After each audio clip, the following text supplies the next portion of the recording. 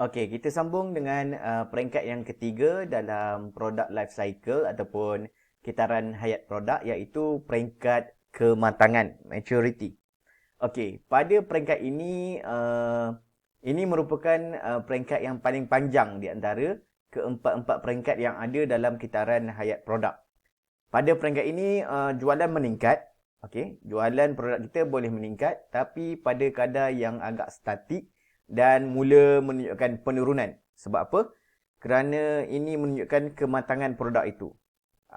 Sebagai contoh senang cakap, pada peringkat kematangan ni, ramai orang dah beli produk kita.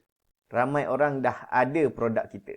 Jadi, pada masa ini, apa yang boleh kita lakukan, antara strateginya adalah untuk fokuskan kepada melakukan ataupun mempromosikan supaya pengguna melakukan pembelian semula. Okey, peringkat kematangan semua orang dah ada produk kita. Produk kita dah terkenal, dah meluas di pasaran, orang dah beli, ramai orang dah ada, dan sebab itu jualan mungkin meningkat tapi pada kadar yang agak perlahan. Jadi ini menyebabkan kita perlu tukar lagi strategi supaya kita tekankan kepada orang, highlightkan kepada orang supaya beli semula produk kita. Kita ambil contoh di sini, dia letakkan di sini bahawa produk keperluan rumah seperti mesin basuh dan peti sejuk, pembelian barang tersebut adalah untuk menggantikan produk yang telah lama. Sebagai contoh, orang beli mesin basuh, peti sejuk, mungkin sekali dalam tempoh 3 hingga 5 tahun. Orang tak beli setiap bulan. Jadi pada peringkat ini, produk mesin basuh, produk peti sejuk, televisyen, komputer, laptop, apabila dah sampai tahap peringkat maturity, orang akan beli untuk gantikan produk yang lama. Mungkin produk yang sedia ada dah makin kurang elok, dah rosak. Okey, jadi pada masa ini, pada peringkat kematangan ini, orang akan cari atau beli yang baru untuk gantikan produk yang telah lama. Jadi bagi barangan istimewa ni kita ambil contoh sebagai telefon bimbit lah yang paling senang sekali. Model-model terbaru ataupun ciri-ciri terbaru diperkenalkan pada peringkat ini. Mungkin kita tengok pada peringkat kematangan ni, telefon bimbit semua orang dah ada. Tetapi tidak semua orang ada telefon bimbit dengan model ataupun dengan ciri yang terbaru. Jadi penjual telefon, penjual produk IT contohnya, akan fokuskan pada peringkat kematangan ini untuk upgrade mereka punya produk. Untuk kenalkan ciri-ciri yang terbaru. Sama juga kalau kita ambil contoh bagi produk-produk seperti kenderaan, kereta, motor. Ramai orang dah ada motor, ramai orang dah ada kereta. Tapi kenapa syarikat kereta boleh tetap membuat jualan walaupun pada peringkat kematangan? Sebab pada peringkat ini strategi yang mereka gunakan adalah untuk menggalakkan pembelian semula dengan memperkenalkan model-model kereta yang baru, yang di-upgrade, yang dinaik taraf. Mungkin nama dia sama. Contoh Toyota Vios. Kita tengok dah ada berapa evolusi Toyota Vios daripada pengenalan Vios yang versi pertama sehingga Vios yang terkini. Begitu juga dengan Honda Civic. Nama tetap sama, Honda Civic, tapi ada ciri-ciri yang berbeza pada setiap pengeluaran model-model terbaru Honda Civic. Jadi dalam peringkat maturity ini juga, persaingan harga menjadi semakin ketara dan untung semakin merosot. Sebab apa? Jumlah keuntungan industri seunit menurun kerana amalan pemberian diskaun oleh pesaing. Sebab boleh kita katakan pada peringkat maturity ini, kematangan ini agak tepu, dah statik. Dah ramai orang dah ada barang, jadi semakin slow jualan, semakin kurang, semakin merosot. Orang lain pun, pesaing-pesaing pun mungkin pada masa ini mula beri diskaun yang banyak untuk menggalakkan orang membeli. Hanya firma yang besar sahaja berdaya bertahan dalam keadaan ini. Mungkin pada peringkat kematangan ini, peniaga-peniaga kecil dan sederhana mungkin, cikgu tak kata wajib, tapi mungkin produknya telah terkeluar daripada saingan. Sebab tu kita lihat dalam industri makanan kita contohnya, ada produk yang diperkenalkan secara bermusim. Kalau kita tengok suatu masa dulu, mungkin hangat dengan goreng pisang cheese. Tapi masihkah lagi kita dengar goreng pisang cheese sekarang? Ini dah statik. Mungkin dah ramai orang yang meniaga goreng pisang cheese pada awalnya dulu. Memang ramai. Tapi itu di peringkat pengenalan. Pisang cheese baru diperkenalkan di pasaran. Orang baru mula cuba jual, cuba makan.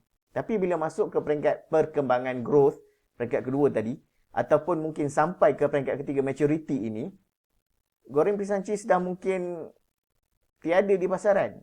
Agaknya kurang orang jual goreng pisang cheese sekarang.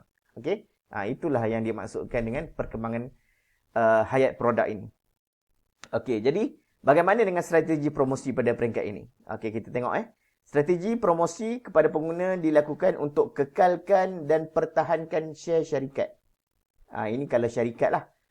Kita untuk yang ni promosi yang kita lakukan adalah untuk menggalakkan orang melakukan pembelian semula.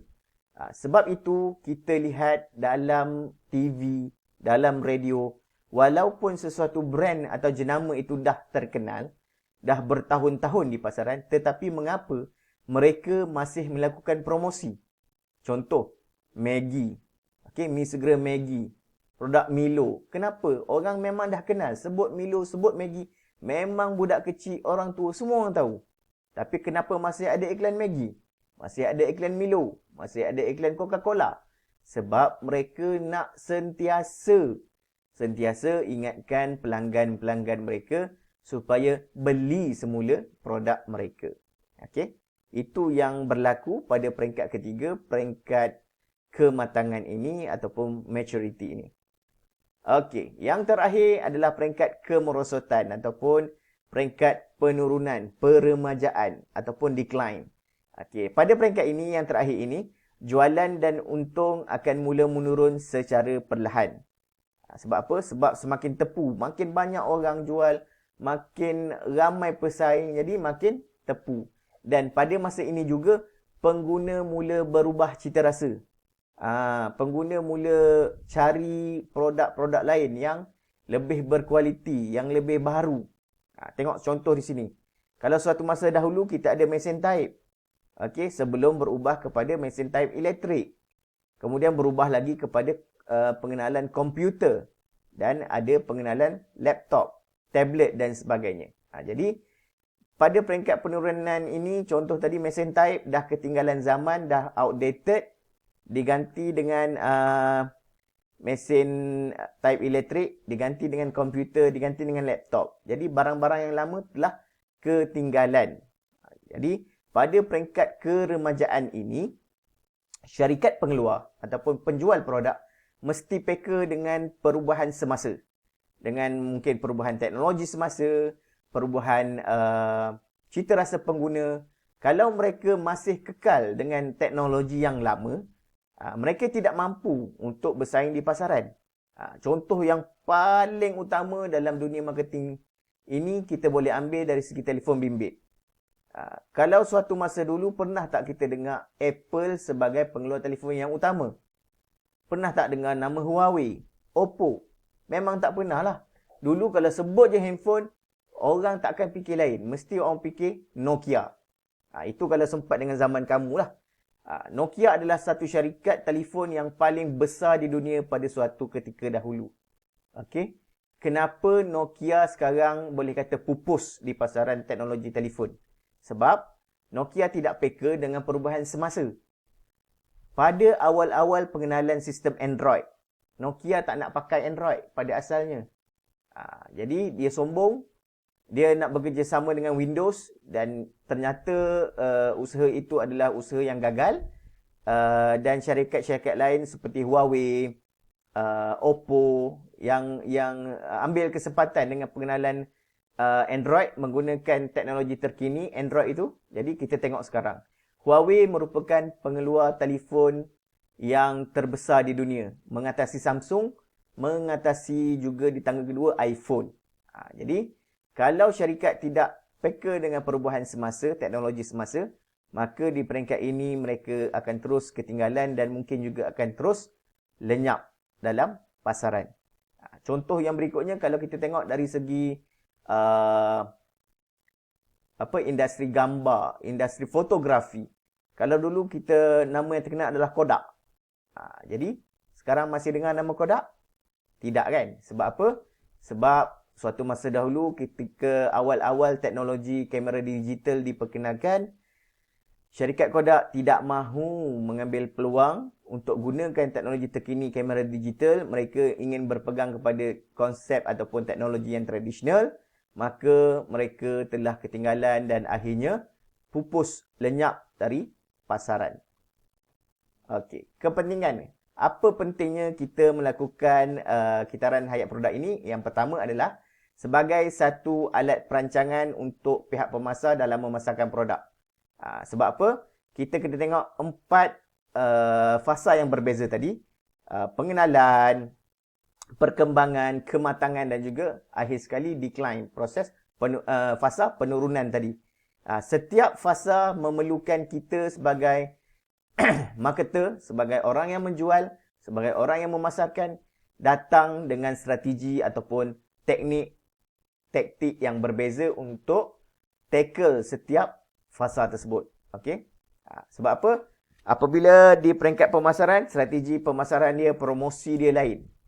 Masuk peringkat kematangan, strategi yang digunakan perlu lain. Jadi kita perlu kaji, perlu tahu, perlu peka dengan setiap apa yang berlaku di setiap fasa kitaran hayat produk itu.